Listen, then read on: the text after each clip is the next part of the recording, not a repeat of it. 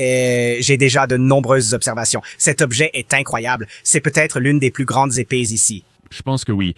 Je veux voir à quel point elle est fonctionnelle.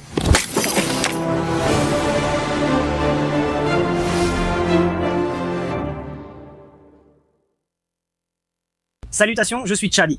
Et salutations, je suis Tyrante. Et Tyran.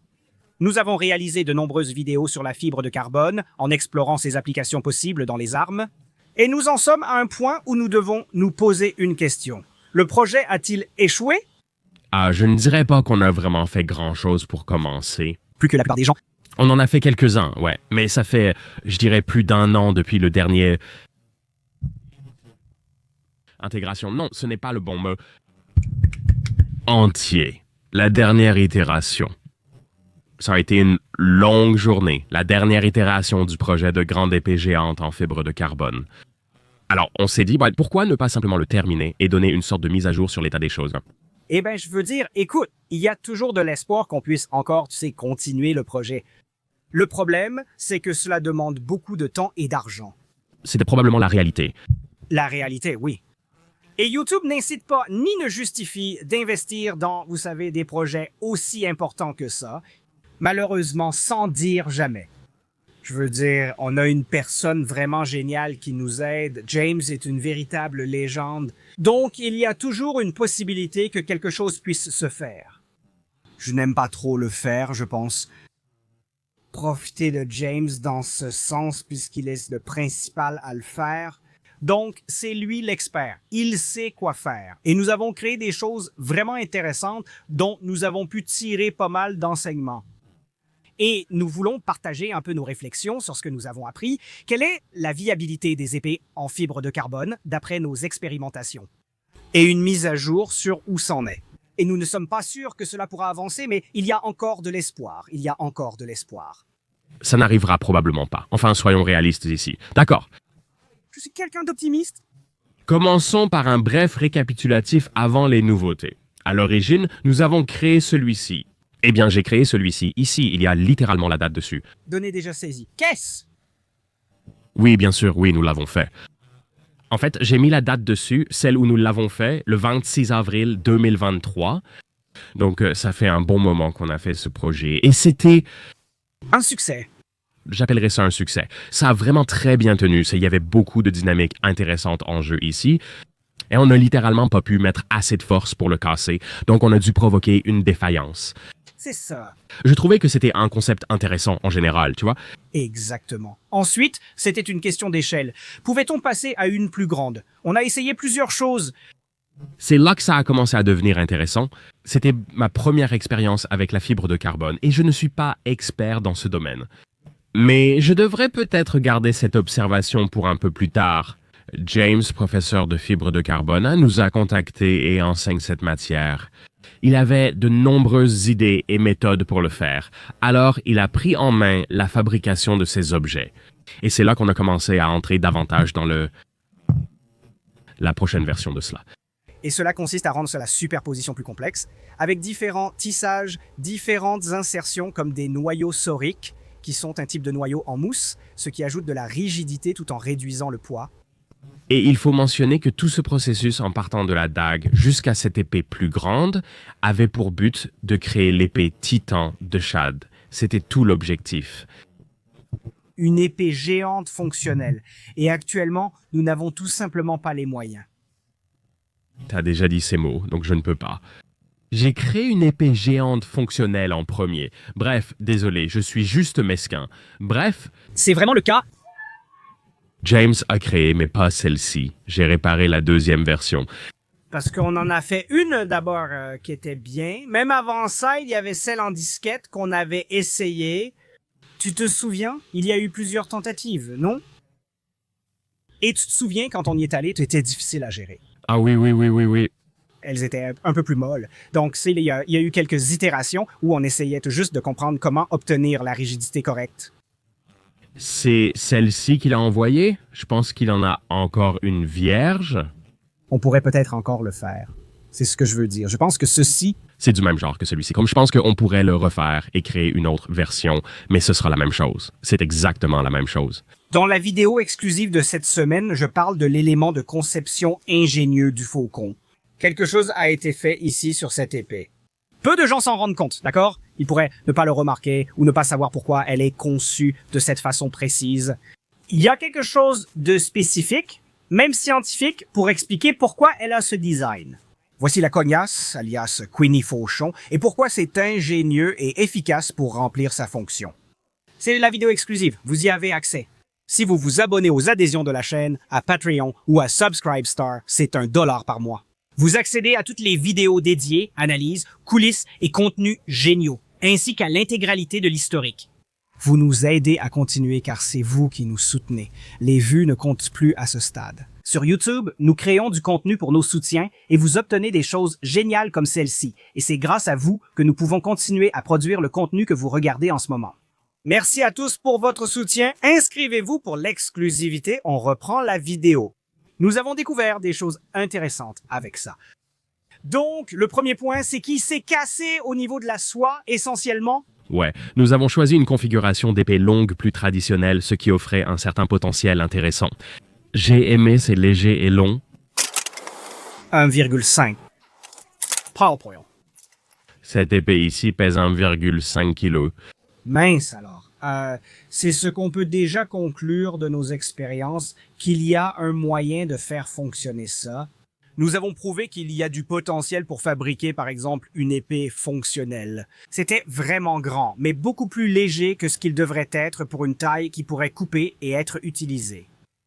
Nos difficultés ont concerné la durabilité globale, et je pense que c'est une question d'exécution, pas de concept.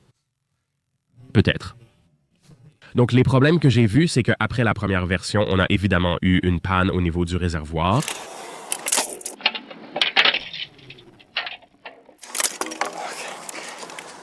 Et ça, et le fer. Et la façon dont on a eu la panne, c'était justement là. Relativement parlant. Maintenant, James est l'expert en la matière. Il sait. Mais il n'y a pas beaucoup de fibres de carbone, relativement parlant. Il existe de nombreux noyaux soriques similaires à de la mousse.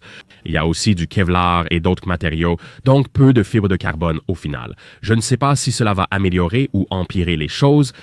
C'est encore lui l'expert, mais ce qui m'a marqué, c'est que ça s'est vraiment cassé dans le puits. Dans les vrais noyaux, n'est-ce pas? Les noyaux en mousse, c'était donc la seconde version que j'ai montée, qui consistait surtout à fixer une poignée à la lame. Évidemment, j'ai retiré le croisillon parce qu'on n'en avait plus besoin à ce stade, mais celle-ci a beaucoup mieux tenu. Elle a vraiment pu supporter les contraintes. Exactement, ça a tenu ici, mais c'est là qu'on a rencontré des faiblesses. Les lames insérées se sont déplacées sous un énorme impact et il s'est avéré qu'elles n'étaient tout simplement pas assez épaisses. Et nous pouvions les couper. Oui, mais il y avait quelques problèmes ici. Tout d'abord, l'acier n'était pas assez épais, je te l'avais dit, Chad. Et il y avait aussi des problèmes avec ça. Ça n'adhère tout simplement pas très bien. Tu ne peux pas t'en empêcher. Oh, je ne peux pas parce qu'on a fait des allers-retours pendant si longtemps. J'ai une liste de toutes les fois où Tyrande s'est trompé, alors je la refais encore une fois. Mais l'un des plus gros problèmes était le décollement, n'est-ce pas? La fibre de carbone, le Kevlar et les noyaux soriques se séparaient, semblant exploser entre eux.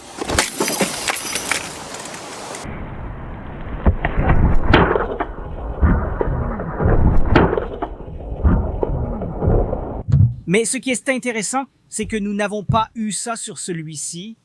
Comme je l'ai dit au début, je veux y revenir. Ma réflexion porte sur l'original que j'ai fabriqué en fibre de carbone pure, qui a tout supporté. Attention, la question de l'évolutivité a un impact important. Ce serait vraiment mou. La gestion d'une dague courte diffère totalement de celle d'une épée géante. Je pense que tu pourrais fabriquer une longue épée. Oui, probablement, oui. Mais uniquement en fibre de carbone pure. Je pense... Je ne sais pas, peut-être. Avec une lame interchangeable, on parle. Plus précisément, comment nous avons inséré la lame sur celle-ci? Elle a très bien tenu et elle a très bien fonctionné. Nous avons dû provoquer la défaillance. Donc, je ne sais pas, et peut-être qu'on a abandonné cette méthode de fabrication trop tôt ou quelque chose comme ça, parce que c'est le genre de choses dont beaucoup de gens parlent du côté théorique. Et je comprends. Ils en savent plus sur ces matériaux composites, en particulier, vous savez. Je veux dire, bien sûr. Mais en réalité, quand on le teste, c'est comme, eh bien... Ça a vraiment tenu le coup. face au mauvais traitement. Un peu mieux que le truc en fibre de carbone. Ouais, maintenant, la fibre de carbone, ce n'est pas donné. Et c'est l'un des obstacles que nous avons avec ce projet. Et James a été super parce qu'il a pu nous aider avec le matériel. Si nous pouvons continuer, ce qui reste possible, James est toujours prêt à aider. Mais je ne suis pas du genre à le harceler à ce sujet parce qu'il donne de son temps librement. Et c'est quelque chose que je ne vais pas exiger de lui ou le relancer constamment à ce sujet, tu vois? Et je suis simplement reconnaissant pour tout le temps qu'il a déjà consacré à nous aider dans ce domaine. Donc, je pense toujours qu'il est motivé et intéressé. Et si nous devions aller de l'avant, je pense qu'il faudrait simplement explorer la fibre de carbone solide. Ou juste plus de fibres de carbone. Ouais. Parce que j'ai l'impression que beaucoup des designs qu'on a fait jusqu'à présent n'ont tout simplement pas autant de fibres de carbone. Eh bien, c'est ce que je veux dire. Nos tests ont montré que je pense qu'il y a du potentiel et des possibilités avec ce concept. C'est juste qu'au niveau de l'exécution, il faut continuer à essayer différentes itérations jusqu'à trouver celle qui fonctionne le mieux. Oui, Et puis, ça veut dire de l'argent et constamment en créer de nouveaux, encore et encore. Ce qui, malheureusement, n'a pas été possible, soit par manque de temps, soit par manque de fonds pour continuer à le faire. Mais d'après ce que nous avons fait, nous avons, comme je l'ai dit, je pense, montré que c'est possible. oui, je pense que tu pourrais y arriver, mais je ne sais pas si je le ferais. C'est mieux, tu vois. Parce que fabriquer une épée longue en fibre de carbone, est-ce que c'est mieux? Si elle peut être aussi fonctionnelle qu'une épée longue classique, mais peser la moitié pour la même taille, ça ferait une épée vraiment redoutable. Cependant, il y aura toujours de tels inconvénients. Ces compromis que nous faisons, qui, dans le cas d'une épée longue, concerneraient probablement sa durabilité. Oui, c'est ce que je veux dire. Je pense qu'il y a encore un moyen, mais cela demanderait beaucoup plus de temps, de recherche et d'amélioration. Si on revient à l'objectif initial, il s'agissait de fabriquer une épée géante fonctionnelle, n'est-ce pas? Le problème, c'est qu'on ne peut pas créer un géant fonctionnel. À ce moment-là, nous n'avons pas pu fabriquer une épée géante. Parce qu'avec l'acier, évidemment, ce serait tout simplement trop lourd, trop lent, ça ne fonctionnerait pas, n'est-ce pas? C'est pour ça que Chad voulait utiliser la fibre de carbone. C'est là que ça a une utilité, là où tu ne peux pas le faire avec un autre matériau ou que tu ne pourrais pas le faire avec un autre matériau. Tu penses que le design de l'épée titane pourrait fonctionner en aluminium? Peut-être. Peut-être. Parce que, évidemment, l'une des plus grandes leçons que j'ai tirées de mon projet d'épée géante, et je ne m'y attendais pas, j'aime ça, et c'est le côté impressionnant. Il y avait vraiment un aspect impressionnant, et c'est resté fidèle à ça. Et je n'arrivais pas à y croire. Et je pense qu'il y en a assez. Ça dépend juste des épaisseurs que tu choisis et ce genre de choses. Mon principal problème a été de fixer les lames. Ça ne va vraiment pas. Ouais. Ce serait un oui. L'un des problèmes que j'ai rencontré avec mon projet était l'ordre des opérations. Parce que j'ai d'abord fait mes chanfreins, ça voulait dire que je devais meuler. J'ai dû légèrement meuler les chanfreins, c'est pénible et stupide, car je l'ai fait dans le mauvais ordre. Si tu devais refaire ce projet, je commencerais par faire les rainures à la meule, puis il serait plus facile de mettre l'acier. Alors, les gars, qu'en pensez-vous? Après avoir vu nos anciennes vidéos sur les projets en fibre de carbone, êtes-vous d'accord pour dire qu'il y a du potentiel? Qu'une épée en fibre de carbone pourrait être fabriquée? Mais encore une fois, je pense qu'il faut juste que ce soit une épée géante. Écoutez, il faut qu'elle justifie son existence. C'est la chose la plus importante qu'une arme doit avoir. C'est progressif. Je pense qu'une longue épée est tout à fait possible. Et je pense qu'elle se justifierait. Parce que si on pouvait, comme je l'ai dit, une longue épée qui soit tout aussi solide, mais 2 fois moins lourde, ce serait mortel. Parce que je pense qu'elle serait bien plus rapide en carbone. Je pense que celle-ci aurait probablement pu justifier son existence si elle avait été assez solide. Parce qu'elle était assez grande. Elle l'était, et elle était très légère pour sa taille. Le problème, là où elle avait ses défauts, c'était évidemment sa durabilité. Si tu ne peux pas justifier pourquoi quelque chose existe, c'est qu'il y a une raison pour qu'il n'existe pas. Et le truc avec les Vianders et les montantes, c'est qu'elles sont vraiment bonnes. Tu sais, elles sont tout simplement bonnes. Je les adore. Les gars, qu'en pensez-vous? Dites-le nous, s'il vous plaît. Je suis curieux d'entendre vos retours et vos avis. Et si vous n'avez pas vu nos vidéos sur la fibre de carbone, vous savez, je suis sûr qu'on aura encore plus de contenu sur la fibre de carbone à l'avenir. James continue, vous savez, il aime nous aider et fabriquer ces choses. Je vous le propose. Je suis presque sûr que James a encore une de ces grandes lames qu'on pourrait terminer. Je ne sais juste pas ce qu'on en ferait. Eh bien, c'est la même chose que ça. Donc, on sait déjà un peu. On sait que c'est sa durabilité, donc ça dépend de ce que vous voudriez voir avec ça. Mais regardez les vidéos où on met ces choses à l'épreuve et dites-nous ce que vous en pensez dans les commentaires.